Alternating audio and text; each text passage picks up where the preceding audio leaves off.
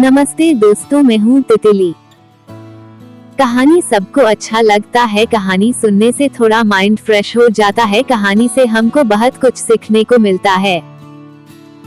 आज आपको सुनाने जा रही हूँ खटमल, मच्छर और राजा की कहानी। इस कहानी से बहुत कुछ सीखने को मिलेगा। खटमल और मच्छर। एक समय की बात है, एक राज्य में शक्तिशाली राजा रहता था।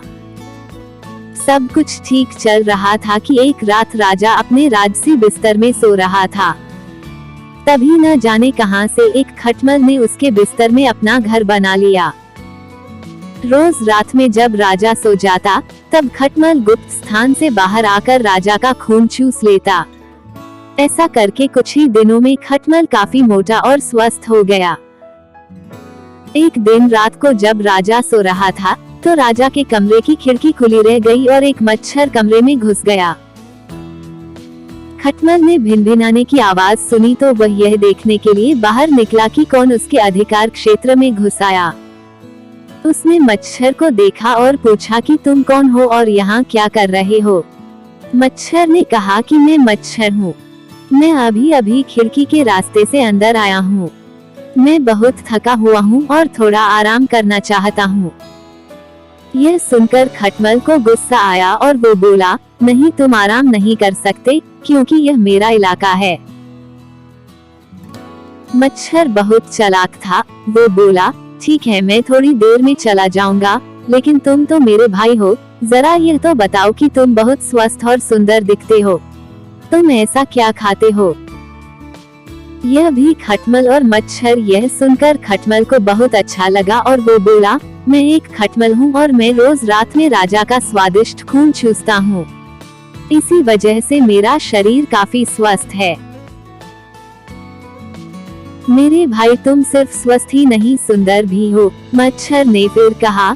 तो खटमल मच्छर की चापलूसी से खुश हो गया, लेकिन फिर भी उसने कहा, मैं सुंदर हूँ, लेकिन तुम यहाँ से जाओ, अभी ये मेरी जगह है। मच्छर ने कहा, नहीं, ऐसा मत कहो, मैं बहुत भूखा हूँ और थका हुआ भी हूँ, तुम तो मेरे भाई हो, बस एक बार मुझे भी राजा का स्वादिष्ट खून चूस लेने दो, फिर मैं चला जाऊंगा।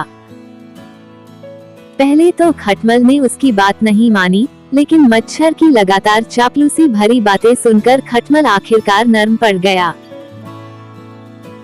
लेकिन उसने मच्छर को चेतावनी दी, याद रखो, राजा को सिर्फ तभी काटना जब वो गहरी नींद में हो, वरना वो उठ जाएगा और हमारा जीवन खतरे में पड़ जाएगा।